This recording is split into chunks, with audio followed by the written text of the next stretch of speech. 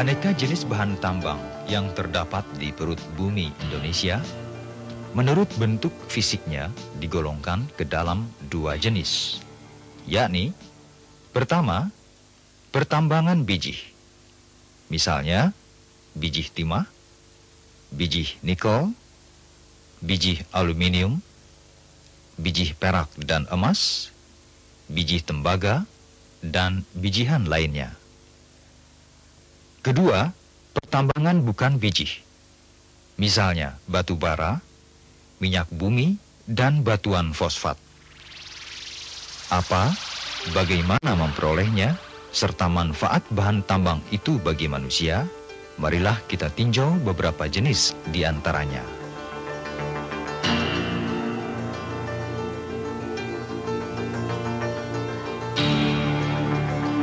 Biji timah ialah bahan tambang berbentuk bijian yang mengendap di dalam lapisan tanah.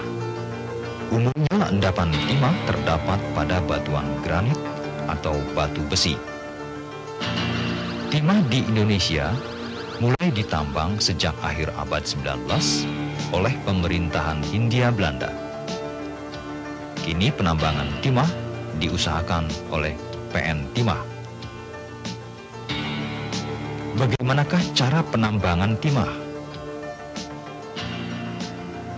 Cara penambangan timah dilakukan dengan cara menyemprotkan air ke bagian tanah yang mengandung biji timah.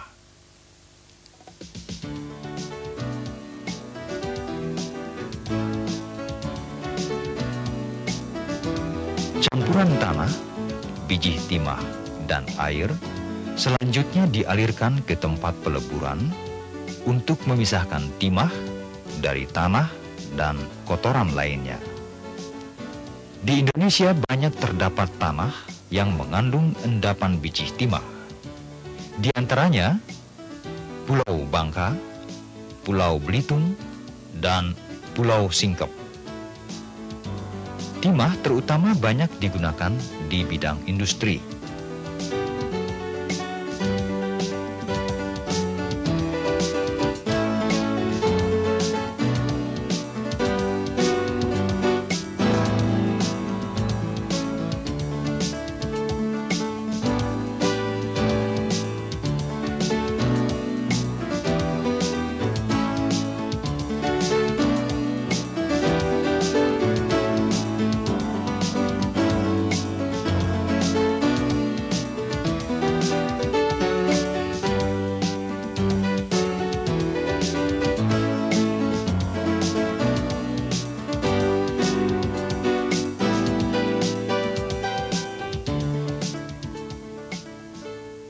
Bahan tambang lainnya ialah nikel. Nikel adalah bahan tambang berbentuk biji yang terdapat di perut bumi. Biji nikel terjadi akibat pelapukan dan pengendapan batuan ultrabasa. Cara penambangannya dilakukan dengan dua cara, yakni pertama, cara terbuka, artinya dengan menyemprotkan air ke bagian tanah yang mengandung biji nikel. Campuran tanah, air, dan biji nikel selanjutnya diproses. Cara kedua, dengan cara menggali tebing-tebing yang mengandung biji nikel. Selanjutnya, diproses seperti cara sebelumnya. Di Indonesia, endapan biji nikel terdapat di Pomala, Sulawesi Tenggara, dan di Sorowako, Sulawesi Selatan. Kegunaan nikel dapat kita lihat pada pabrik baja misalnya. Di sini nikel dipakai sebagai bahan pencampur untuk membuat besi baja, atau sebagai bahan pelapis logam agar tidak berkarat.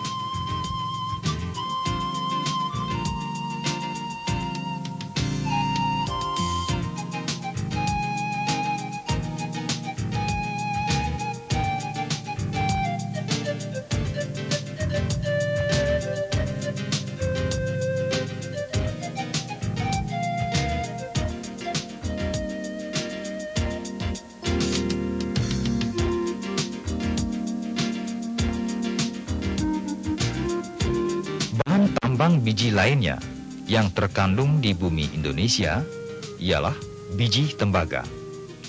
Biji tembaga di Indonesia umumnya terbentuk secara magmatik akibat proses hidrotermal. Cara penambangan biji tembaga dilakukan dengan dua cara, yakni pertama dengan cara tanpa pengupasan. Artinya hanya mengambil singkapan biji tembaga yang muncul ke permukaan bumi berbentuk bukit.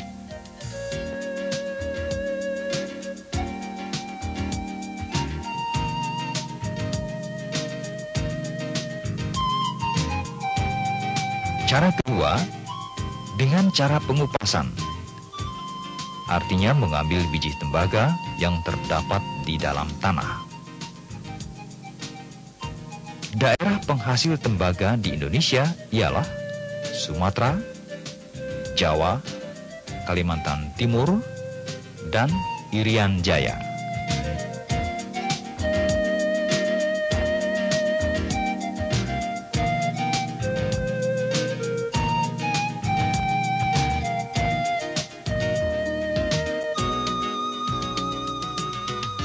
Setelah kita mengetahui pertambangan biji, sekarang marilah kita bahas pertambangan yang bukan biji. Pertambangan bukan biji dapat berupa A. Penggalian yang dilakukan oleh industri mineral, dan B. Mineral sebagai sumber tenaga. Penggalian mineral, misalnya batu kapur, yang digunakan sebagai bahan campuran pembuatan semen.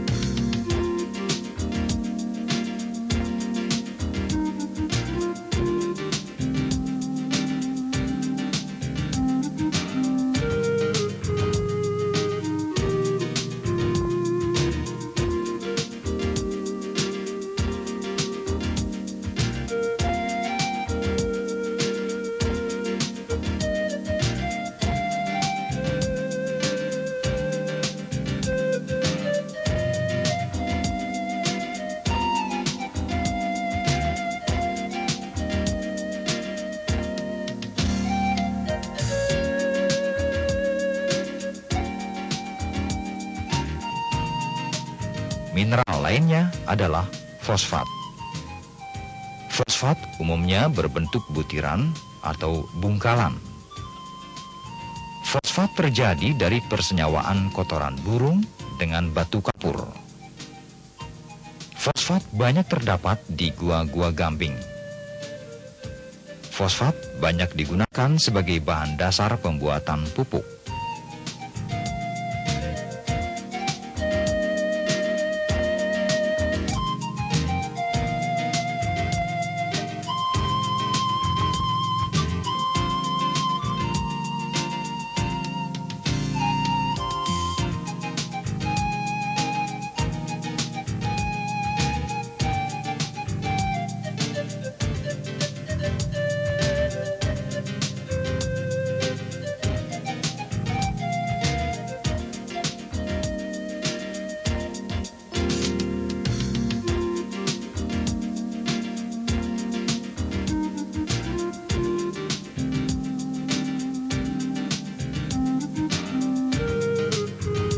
Bahan tambang lain seperti batu bara, minyak bumi, dan air disebut mineral sumber tenaga. Batu bara ialah bahan tambang berbentuk bungkalan atau potongan berwarna kehitaman. Batu bara terdapat di bawah permukaan tanah. Bagaimanakah cara memperoleh batu bara itu? Batu bara ditambang dengan cara membor tanah sepanjang puluhan meter dari permukaan bumi. Daerah penghasil dan pertambangan batu bara terbesar di Indonesia terdapat di Ombilin, Sumatera Barat, dan Bukit Asam, Sumatera Selatan.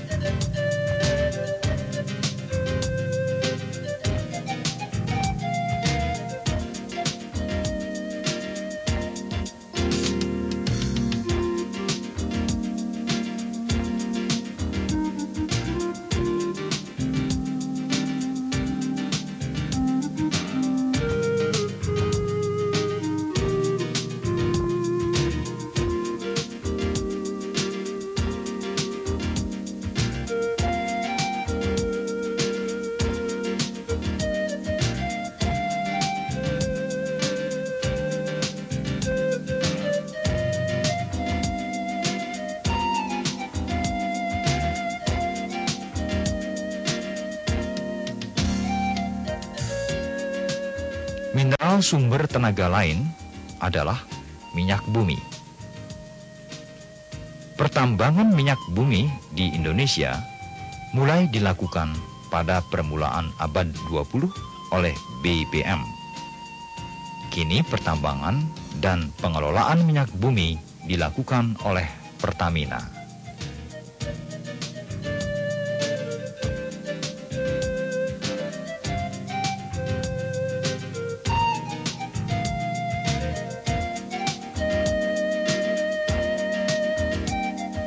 Minyak bumi ditambang dengan cara pengeboran perut bumi. Selanjutnya, minyak bumi dihisap dan dibawa ke tempat pengolahan.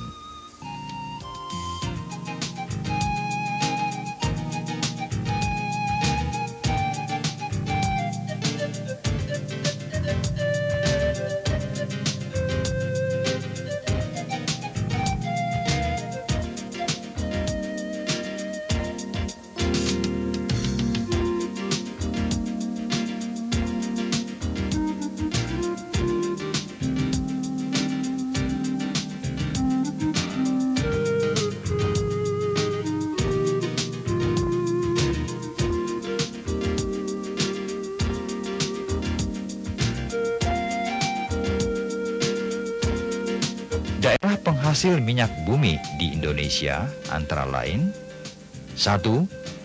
Pulau Sumatera, meliputi Perlak, Langkat, Pangkalan Berandan, Riau, Jambi, dan Sumatera Selatan. 2. Pulau Jawa, meliputi Jatibarang di Jawa Barat, Cepu di Jawa Tengah, dan Wonokromo di Jawa Timur. 3. Pulau Kalimantan, meliputi Balikpapan dan Tarakan. 4. Pulau Irian Jaya, meliputi Semenanjung Cendrawasih. Minyak bumi yang ditambang dari perut bumi masih berupa minyak mentah. Agar dapat dimanfaatkan, harus diolah terlebih dahulu. Minyak bumi setelah diolah akan menghasilkan afigas, aftur, mogas, bensin, solar, minyak tanah, dan lain-lain. Minyak bumi terutama dipakai sebagai bahan bakar kendaraan, mesin industri, maupun untuk keperluan rumah tangga. salah satu hasil olahan minyak bumi, yaitu minyak solar, digunakan sebagai bahan bakar di pembangkit listrik tenaga diesel.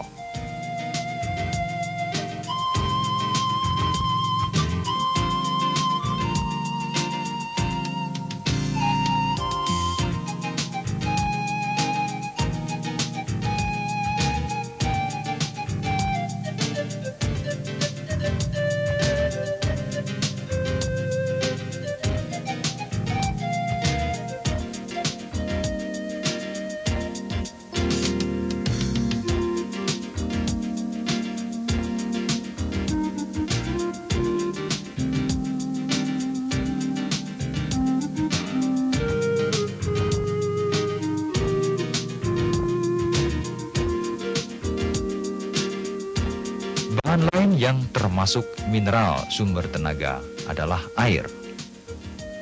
Manfaatnya dapat kita lihat di PLTA Jatiluhur dan PLTA Saguling.